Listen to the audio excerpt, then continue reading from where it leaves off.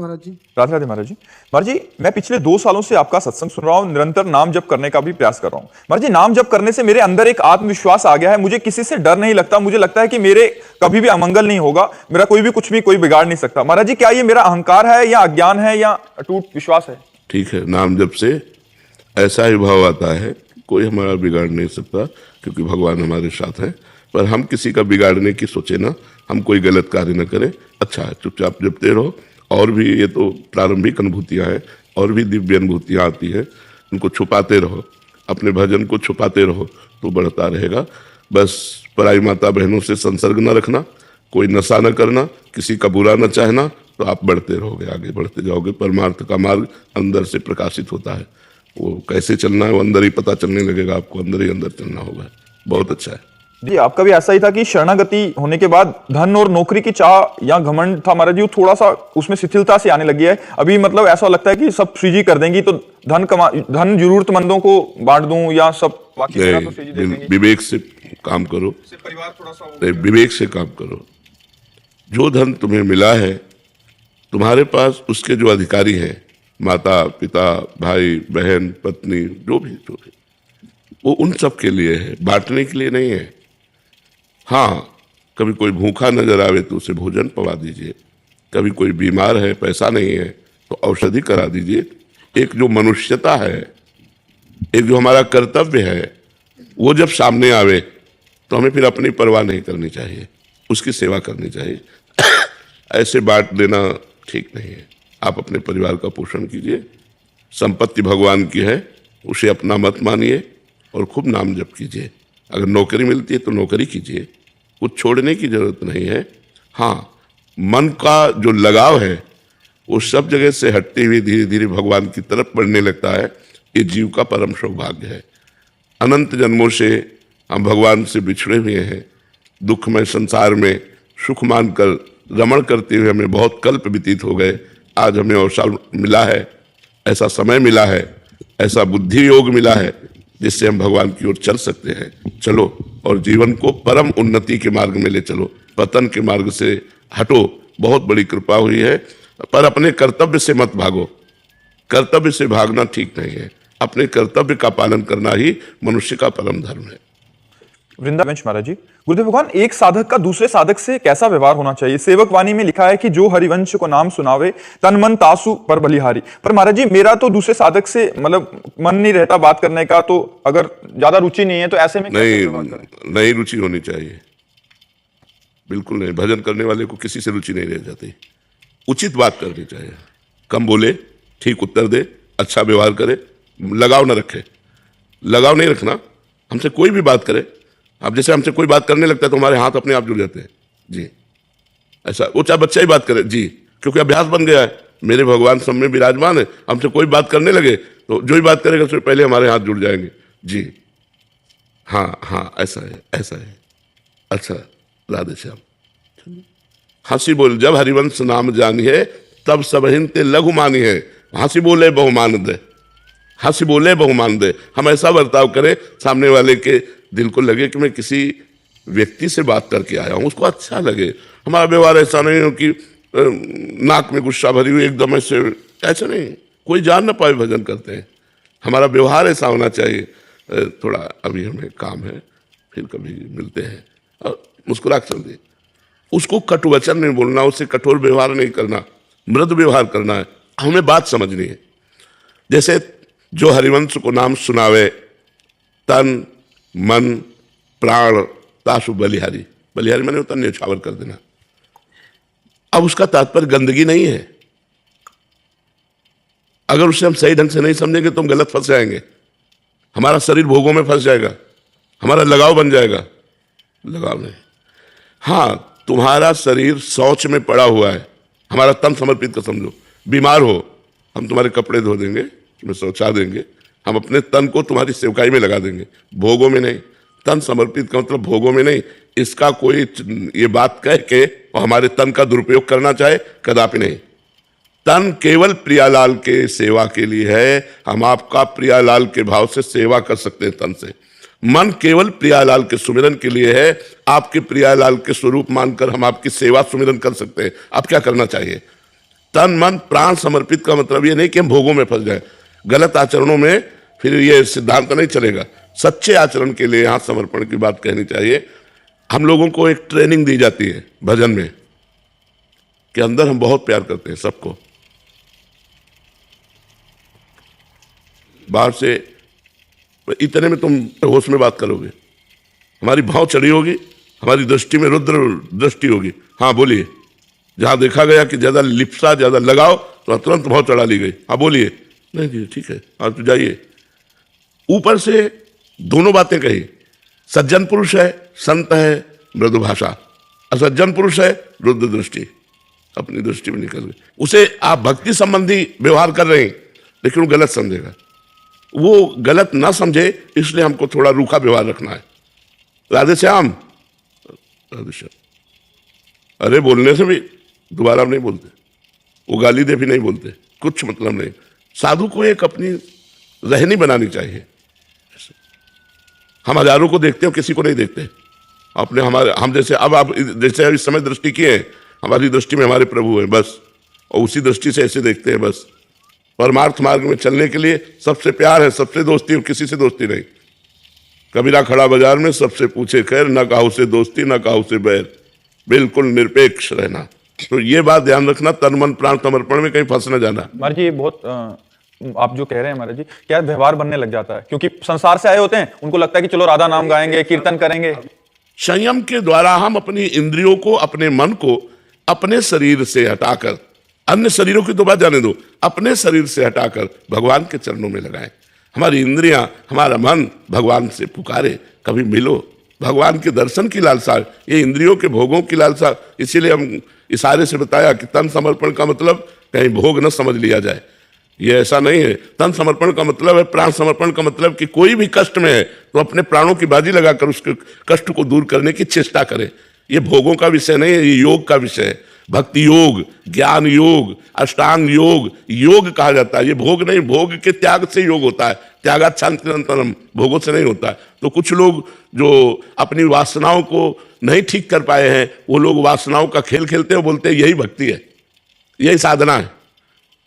बहुत से लोग होते हैं और उसको गलत ढंग से प्रयोग करते हैं और कहते हैं यही है, यही इसी से चला जाता है। तब तो गृहस्थी में सब सिद्ध हो जाने चाहिए। अगर केवल भोग ही साधना है तो गृहस्थी तो भोग भोगते सब सिद्ध है, फिर मतलब साधना का मतलब क्या रहा। तो ये बहुत सोच समझ करके, तो इसलिए साधु मार्ग, सतमार्ग, संत मार्ग बहुत सुलझा हुआ कोई संत होता है, नहीं तो बहुत गड़बड़ हो जाता है। तो माताओं बहनों को चाहिए, दूर से सत्संग सुनो, अपनी कुटिया में भजन करो, किसी संत को ना नजदीक अपनी कुटिया में बुलाओ, ना तुम नजदीक जाओ, और व्यभिचार दोष से बचो और दूसरों को भी बचाओ। अगर गंदे आचरण कोई करता है वो संत नहीं हो सकता।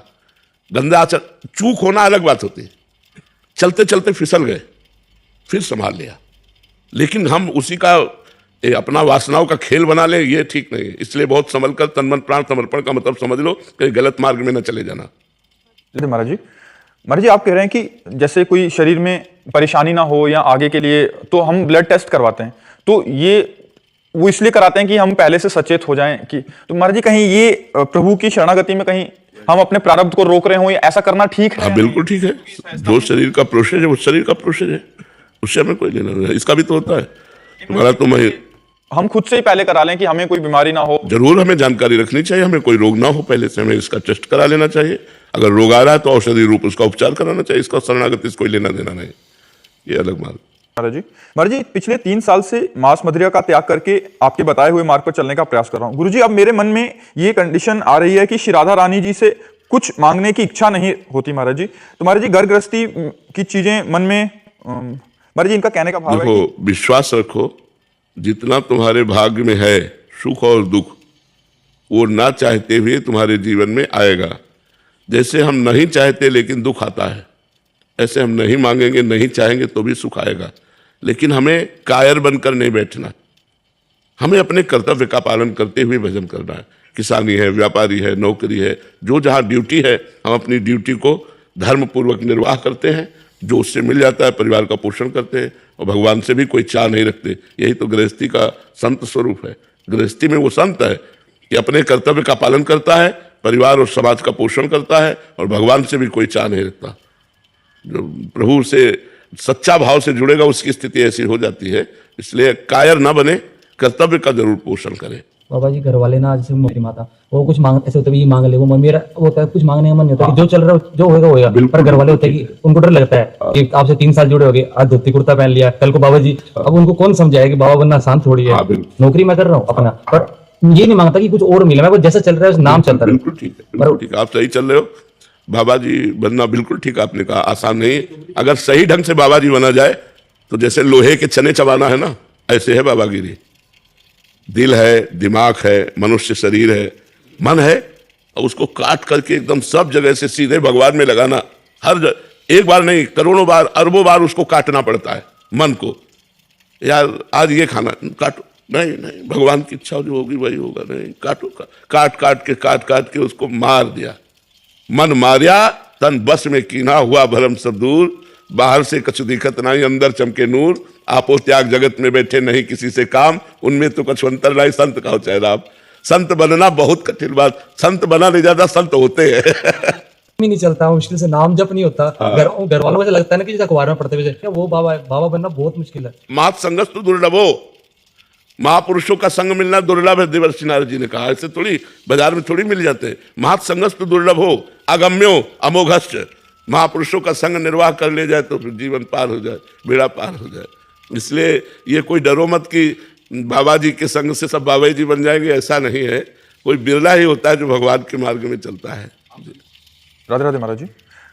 महाराज जी, भगवान नाम जप तथा जीवन के अंतिम लक्ष्य की प्राप्ति में संबंध किस प्रकार स्थापित होता है? गुरु प्रदत्त भाव। हम जिस आचार्य परंपरा से जुड़े होते, अगर नहीं जुड़े तो जब तक जुड़ोगे नहीं तब तक संबंध भाव प्रकाशित नहीं होगा। नाम का फल है गुरुदेव की प्राप्ति। गुरुदेव की कृपा से जब नाम, वही नाम भले गुरुदेव दे दे, फिर गुरुदेव की कृपा से भाव जागृत होता है। भाव 5 प्रकार के होते हैं: शांत भाव, दास्य भाव, सख्य भाव, वात्सल्य भाव, गोपी भाव और गुप्त भाव सहचरी भाव है। ये ज़्यादा प्रकाशित भाव नहीं है, ये गुप्त भाव है, जैसे हम लोग जिस मार्ग में हैं। तो आचार्य परंपरा से जुड़ने पर भाव की प्राप्ति होती है। भजन करते करते जो मंत्र मिला गुरु का, अगर वो सख्य भाव वाला है तो हमारे अंदर ठसक आ जाती है कि प्रभु हमारे दोस्त हैं, मैं प्रभु का दोस्त हूँ, मित्रवत भाव आ जाता है। ऐसे दास्य भाव में है, ऐसे ही वात्सल्य भाव में है, ऐसे ही गोपी भाव में, ऐसे ही सहचरी भाव में। जो जो भाव जैसा है आचार्य कृपा से वो भाव आता है। अपनी मनगढ़ंत भाव सिद्ध नहीं होता, आचार्य परंपरा से जो प्राप्त मंत्र और नाम है उससे भाव की सिद्धि होती है। वल्लभ श्री हरिवंश महाराज जी। महाराज जी, आपका सबसे प्रिय शास्त्र और सबसे प्रिय भोजन प्रसाद क्या है? शास्त्र सबसे प्रिय उड़िया बाबा के उपदेश, हमारे जीवन के आदर्श, महामहिम प्रातः स्मरणीय पूज्यपाद श्री उड़िया बाबा जी महाराज। और प्रिय भोजन प्रसाद, अब जो प्रसाद में मिल जाए वही प्रिय भोजन। वैसे इस शरीर को मीठा बहुत प्रिय था, और प्रिय ग्रंथ पूज्यपाद श्री उड़िया बाबा जी के उपदेश, ये हमारे जीवन में रहे।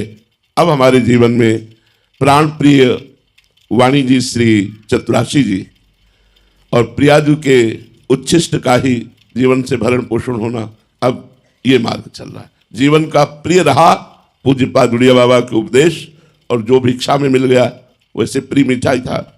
अब है श्रीमद चतुराशी जी और प्रियाजू का उच्छिष्ट जो मिल जाए, जो डॉक्टरों के अनुसार हमें बताया गया है, उसके अनुसार शरीर का पोषण करने की चेष्टा करते हैं। श्री हरिवंश महाराज जी। महाराज जी, हम कुछ आपस में भक्त मिलकर राधा नाम कीर्तन और वाणी पाठ करते हैं, जिसमें मेरा जाने का बहुत मन करता है, किंतु मुझे मौन रहना पसंद है। मैं अधिकतर मौन रहता ही हूँ, तो ऐसा देखकर बाकी भक्त मुझे उच्च कोटि का मान लेते हैं महाराज जी। फिर जिससे मतलब मेरे को घमंड ना आ जाए, क्या मैं बंद कर दूं जाना? उचित उत्तर दे दो, जड़ मौन मत रहो, उचित उत्तर दे दो। उचित उत्तर होता है कि विचार पूर्वक सत्य बोलो, मृदु बोलो, हितकर बोलो, थोड़ा बोलो, कम बोलो, सामने वाले को ज्यादा बोलने दो, कम बोलो, नाम जप करो, सही उत्तर दे दो, बस मौन रहो। अच्छा है, संसार कुछ कहे, इससे कोई फर्क नहीं पड़ता। वाणी से बड़े अपराध बनते हैं। जो लोग बोलते रहते हैं उनके अपराध प्रवृत्ति वाणी में बन जाती है। दूसरों की निंदा करना, प्रपंच की चुगली करना, ये सब गंदी बातें उसमें आ जाती हैं। कम बोलो, उचित बोलो, नाम जप करो।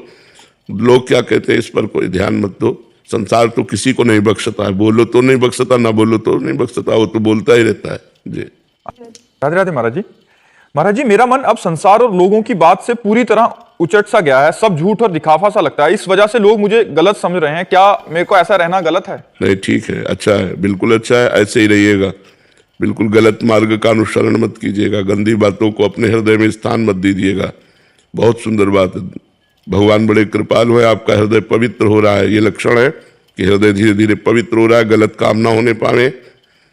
निरंतर नाम जप का अभ्यास करो, शास्त्र श्रवण करो, संतों की वाणी श्रवण करो और एकांत सेवन करो। कह रहा कोई ऐसा उपाय बता दो जिससे मतलब अंदर से ही आपसे बात हो जाए। हाँ, राधा नाम जप करो, हमारा नंबर है राधा, हमारा फोन नंबर है राधा। राधा नाम जप करो, हमसे बात कर लो, राधा नाम जप करो। इसी से आपको मानसिकता में संबंध हो जाएगा। समझो, मानसिक जब हमसे संबंध हो जाएगा तो आपको उत्तर मिलने लगेगा। राधा नाम जप करो, खूब नाम, मन को नाम में लगाओ, दिमाग को नाम में लगाओ। महाराज जी, आपके चरणों में कोटि कोटि प्रणाम। गुरुदेव भगवान, हम स्वयं में तो नाम जप से सुधार कर सकते हैं, किंतु किसी कारणवश हमने दूसरे किसी के प्रति अपने कर्तव्य पालन में भूल की हो, जिस कारण उसके भविष्य पे भी असर पड़ रहा हो, ऐसी स्थिति में क्या करें? अब मन में हमेशा गलानी सी रहती है, जिस कारण चित्त अशांत सा रहता है। भगवान से प्रार्थना करो आगे से गलती ना हो, और हो सके तो उससे क्षमा मांगो। 3 बातों में अगर क्षमा मांगने की क्षमता ना हो तो भगवान से प्रार्थना करो और आगे से वो गलती ना हो जो किसी के भविष्य में पड़ रही प्रकाशमयी वृत्तियों में अंधकार फैला दे। तो हमारे आचरणों का प्रभाव हमारे निज जनों पर बहुत पड़ता है, इसलिए आचरण शुद्ध रखो तो सब ठीक हो जाएगा। आचरण अशुद्ध है तो ठीक नहीं होता। आचरणों को सुधारो, कोई भी हो। अगर अपने परिवार की उन्नति चाहते हो, अपना उन्नति चाहते हो, तो आपको अपने आचरण सुधारने पड़ेंगे। गंदे आचरणों वाला व्यक्ति न अपना सुधार कर सकता है, न दूसरों का सुधार कर सकता है। और क्षमा मांगने की जरूरत नहीं है, केवल अपने को सुधार करो और भगवान से प्रार्थना करो। राधे राधे महाराज जी। महाराज जी, मैं आज से लगभग 3 वर्ष पहले आपसे जुड़ा। महाराज जी, आपने जो सैनिकों को मान सम्मान दिया, उसी ने मेरे जीवन की एक दिशा ही बदल दी। आपके मार्गदर्शन से आज मुझे भारतीय सेना में जाकर भारत माता की सेवा करने का सौभाग्य प्राप्त हुआ। महाराज जी, आप सदैव कहते हैं कि संत और देश के जवान आपके लिए समान है। मैं स्वयं को संत बनने योग्य तो नहीं मानता, बट महाराज जी कह रहे हैं कि मैं अभी जिस सेवा में हूं उसमें रहते हुए, पूर्ण निष्ठा का पालन करते हुए, क्योंकि युवा अवस्था है महाराज जी, कहीं भटक ना जाऊं ड्यूटी पे, तो कैसे नाम स्मरण हम उसको भी संत ही मानते हैं जो राष्ट्र के लिए अपने प्राणों का बलिदान करता है। क्योंकि जहां हमारे राष्ट्र सैनिक खड़े हैं वो सब तपस्थली समझो। 1 मिनट में प्राण जा सकते हैं और बड़ा कठोर, अब जैसे पहाड़ी इलाका है, हमारे देश के चारों तरफ हमारे सैनिक सुरक्षा में लगे हुए हैं। अब वो वर्षों में घर पहुंचते हैं, कई कई महीनों बाद घर पहुंचते हैं, घर परिवार का प्यार सब कुछ छोड़कर राष्ट्र के लिए। तो जो राष्ट्र प्रेमी हैं, जो राष्ट्र के लिए प्राण समर्पित करते हैं, हम उन्हें प्रणाम करते हैं। और हमारे पूरे भारतवासियों का प्यार उन राष्ट्र सैनिकों के लिए है, क्योंकि उन्हीं से हम सुरक्षित सोते हैं। एक चूक हो जाती है तो आतंकवादी घुस जाता तो सैकड़ों का नाश कर देता है। तो अगर हमारे जो राज्य सैनिक हैं, राष्ट्र सैनिक हैं, ये अपने कर्तव्य पे तैनात हैं तो हम सुरक्षित हैं। इसीलिए हम उनको बहुत प्यार देते हैं, राष्ट्र सैनिकों को, कि उनका जीवन सर्वपरोपकार के लिए है, उनका जीवन राष्ट्र के लिए है। इसलिए धन्यवाद जीवन है। बस अपने कर्तव्य पर डटे रहो और राधा राधा राधा जितना बने नाम जप कर लो।